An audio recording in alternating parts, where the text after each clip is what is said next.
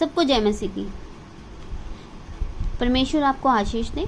तो आज मैं आपके साथ एक वचन शेयर करूंगी। ये वचन हम सब के लिए बहुत इम्पोर्टेंट है और इस वचन का जो टॉपिक है दशमांश।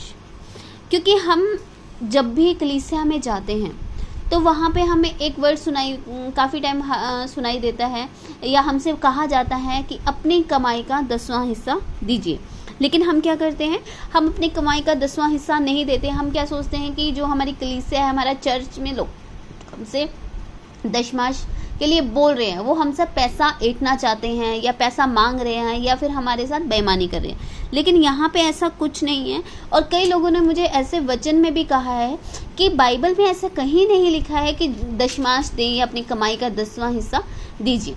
ठीक है, आपकी जितनी कमाई है, चाहे 500 रुपये हो, चाहे 1000 हो, चाहे 10 लाख हो, उसकी कमाई का 10वां हिस्सा देना होता है। डिपेंड करता है आपके ऊपर कि आप देते हैं या नहीं देते, क्योंकि यहाँ पे बाइबल में एक चीज़ सही लिखी है। अब हम बात करते हैं आज के वचन के लिए। यहाँ पे आप वचन देखेंगे, मलाकी का 6 अध्याय है, सॉरी मलाकी का 3 अध्याय का 6वां वचन है।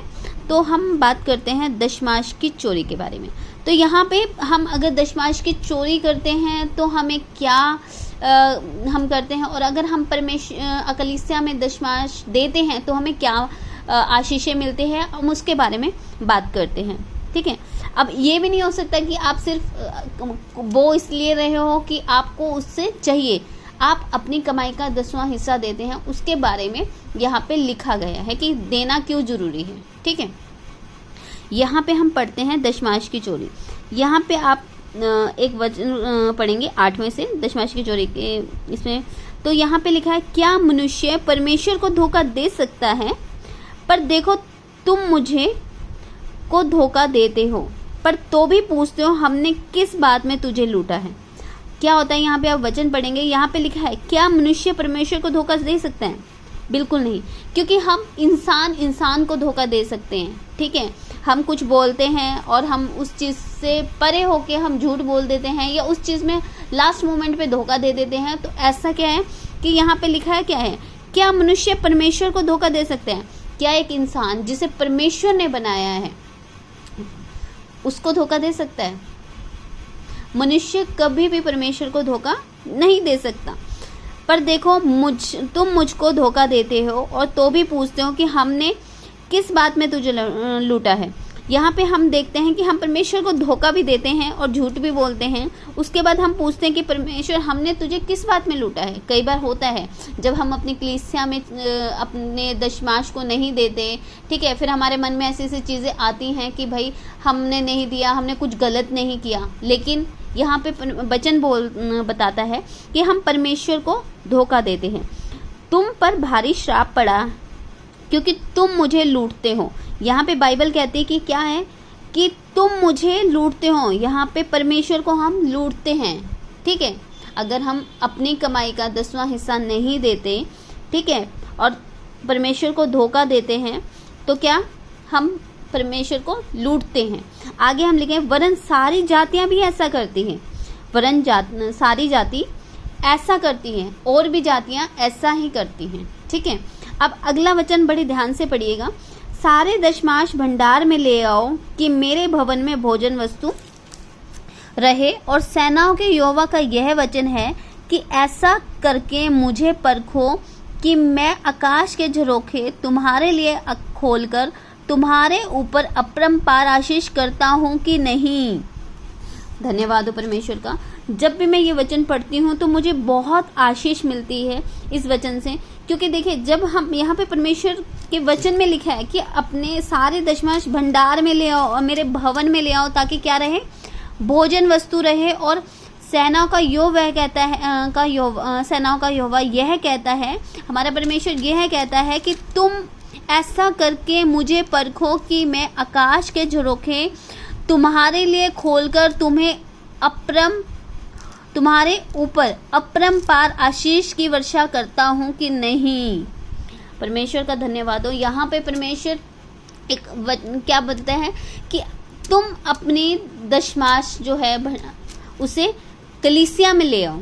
ठीक है, और उसके बाद क्या है, परमेश्वर कहता है कि तुम मुझे परखो कि मैं आकाश के झरोखे तुम्हारे लिए खोलकर, आकाश के झरोखे तुम्हारे लिए खोलकर तुम्हारे ऊपर अपरम आशीष देता हूँ कि नहीं, अपरम आशीष की वर्षा करता हूँ कि नहीं। ठीक है, तो आगे देखिए, हम इसको आगे पढ़ेंगे। मैं तुम्हारे लिए नाश करने वालों को ऐसा घुड़कूंगा कि वह तुम्हारी भूमि की उपज नष्ट ना कर सकेगी। यहाँ पे परमेश्वर का वचन कहता है कि जो हमारी, परमेश्वर कहता है जो हमारा नाश करने वाले हैं उनको परमेश्वर ऐसा घुड़केगा कि तुम्हारी भूमि की उपज नष्ट ना करेगा, पर और तुम्हारी दाखलता के फल कच्चे ना गिरेंगे। सेनाओं के यहोवा का यही वचन है। तो आप यहाँ पे आप वचन इसको पढ़ेंगे तो आपको इतना समझ आएगा, इतनी चीज़ें समझ में आएगी कि परमेश्वर आपको आशीषों से भरना चाहता है। परमेश्वर आपको अपने स्वर्गीय खजानों से भरना चाहता है, अपने स्वर्गीय खजानों से, अपने आकाश के झरोकों को खोल कर तुम आपके ऊपर बारिश करना चाहता है। तो ये वचन आपके लिए है और आप इस वचन को पढ़िए और इस चीज़ को आगे समझिए कि परमेश्वर हमें बहुत सारी आशीषें देता है अपने वचनों के कारण। ठीक है, आगे हम एक वचन पढ़ेंगे, नीति वचन 3 का 9 से 10।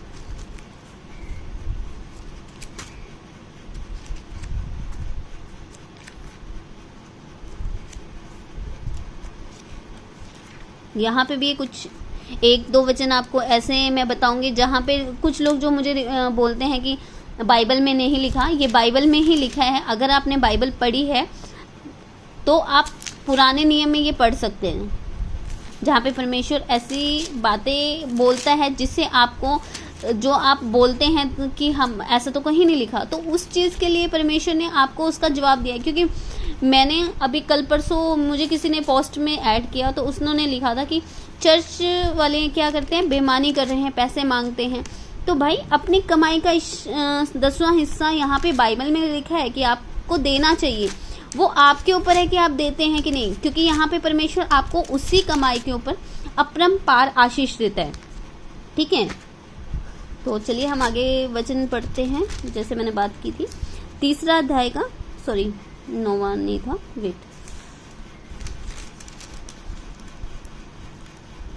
नीति वचन था, मेरे माइंड से थोड़ा स्किप हो गया।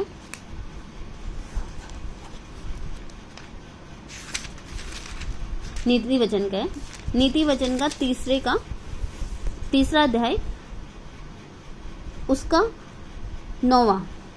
अपनी संपत्ति के द्वारा, आप यहाँ पे आप चेक करेंगे, नीति वचन का 3 अध्याय और उसका 9वां। अपनी संपत्ति के द्वारा और अपनी भूमि की सारी पहली उपज दे कर यहोवा की प्रतिष्ठा कर। ठीक है, इस प्रकार तेरे खत्ते भरे पूरे रहेंगे और तेरे रस कुंडों से नया दाख मधु उबड़ता रहेगा। यहाँ पे वचन आपको क्या बोलता है कि अपनी संपत्ति के द्वारा और अपनी भूमि की सारी पहली उपज देकर यहोवा की प्रतिष्ठा करना। ठीक है, इससे क्या होगा कि इसके जो तेरे खत्ते हैं, तेरे जेब है, ठीक है, तेरे खत्ते आप बोल सकते हैं जो वो होते हैं, वो हमेशा भरे रहेंगे और तेरे रस कुंडों से नया दाख रस उमड़ता रहेगा। ठीक है, तो ये मैंने आपको 2 वचन मैंने आपको बताए हैं, जहाँ जो नीति वचन है, नीति वचन का 3 अध्याय 9 से आप 10वां पढ़ सकते हो और मलाकी का 3 अध्याय का 6 से लेकर आप 11 तक पढ़ सकते हैं, जहाँ पे परमेश्वर आपसे बात करता है कि आप किस तरीके से परमेश्वर से आशीषें प्राप्त कर सकते हैं। ठीक है, तो सबको जय मसीह की। ये मेरा एक छोटा सा आपके साथ वचन शेयर करना है, परमेश्वर आपको आशीष दें। तो चलिए हम प्रार्थना करते हैं छोटी सी।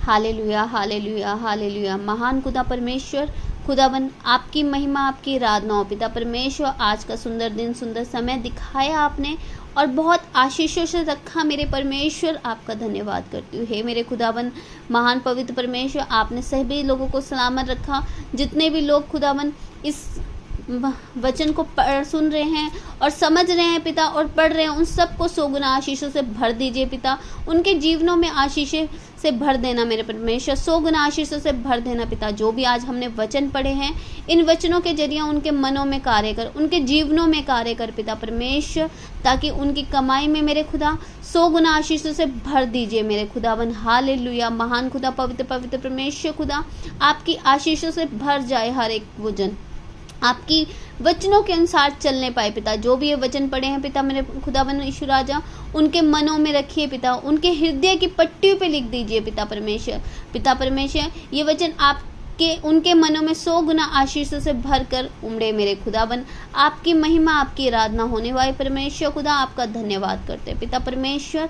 सब कुछ आपके हाथों में समर्पित करते हैं। ये प्रार्थना आपके प्यारे बेटे यीशु नासरी के नाम से मांगते हैं, आमीन आमीन। तो आज का ये जो वचन मैंने शेयर किया है, तो मैं कोशिश करूँगी मैं इसे और भी अच्छे तरीके से आपको समझा सकूँ, क्योंकि मैं भी अभी इन चीज़ों वचनों को बहुत अच्छे तरीके से नहीं समझा पा रही हूँ, लेकिन कोशिश करूँगी कि मैं और भी अच्छे तरीके से समझा सकूँ, ताकि ये वचन जैसे मैं पढ़ती हूँ, समझती हूँ, मैं और अच्छे से आपको समझा सकूँ। तो सबको जय मसीह की। मिलते हैं अगले वीडियो में।